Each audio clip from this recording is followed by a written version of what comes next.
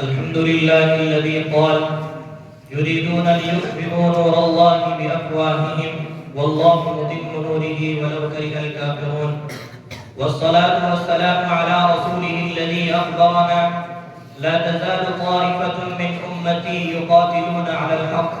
أو كما قال عليه الصلاة والسلام. نور خدا ہے کفر کی حرکت پہ اندازن، نور خدا ہے کفر کی حرکت پہ اندازن، پھونکوں سے یہ چراغ بجھایا نہ جائے گا. محترم سامعین کرام، اس چمنستان عالم کا پتہ پتہ اس بات پر شاہد ہیں کہ یہ قرائے ارض اپنی ابتدا ہی سے حق و باطل کی رزمگاہ خیر و شر رہی ہیں. اس زمین پر بڑے بڑے ظالم و جابر حکمرانوں نے اپنے ظلم و جور اور جبر و تشدد کی خونی داستانیں لکھی ہیں، لیکن یہ بھی ایک روشن حقیقت ہے کہ جب بھی کسی فرعون وقت نے انا ربکم الاعلی کا نعرہ لگایا، اسی وقت کوئی موسیٰ بھی نمودار ہوا.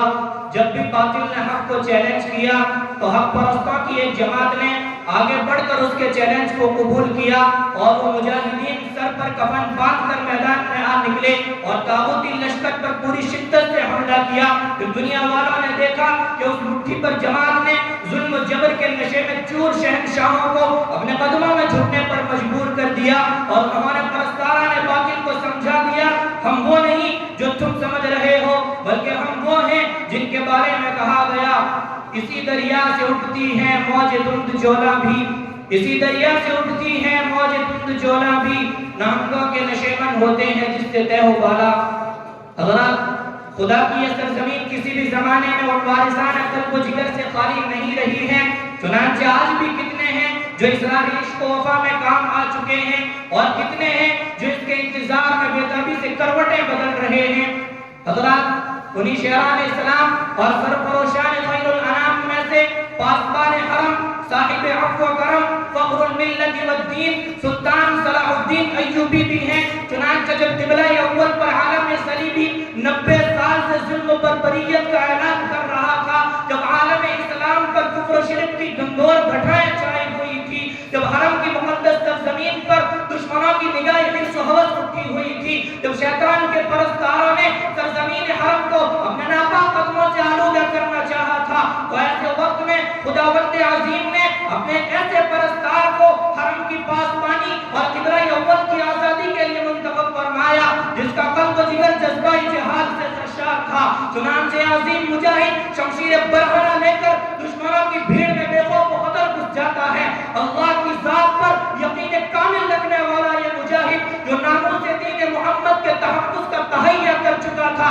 اپنی قلیل سی فوج کے ساتھ ایسا ناقابل تصویر پہاڑ بن جاتا ہے کہ جس سے صلیبیوں کی فوج کے سیاہ بادل ٹکراتے تھے تو خون کی بارش سے میدان بھر جاتا تھا، تلواریں چمکتی تھی تو سورج کی کرنیں زمین پر مچلتے ہوئے لوٹ جایا کرتی تھی. اسلام کا یہ عظیم مجاہد اللہ کا جلال بن کر میدان میں آیا اور ظلم و ستم کے محل کی دیواروں کو ہلا کر رکھ دیا. اس کی چمکتی ہوئی تلوار نے صلیبیوں کے سروں کو ان کے جسموں سے جدا کرنا شروع کر دیا. گھوڑوں کے کھر خون سے رنگین ہونے لگے. ان کے ضربے بے پناہ سے لشکر باطل کائی کی طرح پھٹ جاتا تھا. وہ فوج کے ایک سرے پر حملہ کرتے تھے، دوسرے سرے پر نکلتے تھے. گویا ان کی تلوار کشتی ہو جو دشمنوں کے لہو کے امنڈتے ہوئے سمندر میں تیر رہی ہو، اور دشمنوں کے سر جو کہ وہ نخوت سے ابھر رہے تھے شمشیر صلاح الدین کا تھپے رکھا کر ٹوٹ جاتے تھے. حضرات، حق و باطل کا یہ معرکہ 2-4 دن نہیں، 2-4 ماہ نہیں، 2-4 سال نہیں، بلکہ 30-35 سال سے مسلسل لڑا جا رہا تھا. کبھی تو ہرے بھرے سبززاروں میں، تو کبھی صحرا کے تپتے ریگستانوں میں، کبھی دن کے اجالوں میں، تو کبھی رات کی تاریکیوں میں. بلاخر ہوا وہی جو ہمیشہ سے ہوتا چلا آ رہا ہے، یعنی اللہ رب العزت نے اپنے کمزور اور ناتواں بندوں کی مدد فرمائی اور انہیں فتح سے سرفراز فرمایا. تپش سورج سے لو آسمان سے بجلیاں چھینو، تپش سورج سے لو آسمان سے بجلیاں چھینو، کہ کفر کے آشیانے پہ بجلی گرانے کا وقت آیا.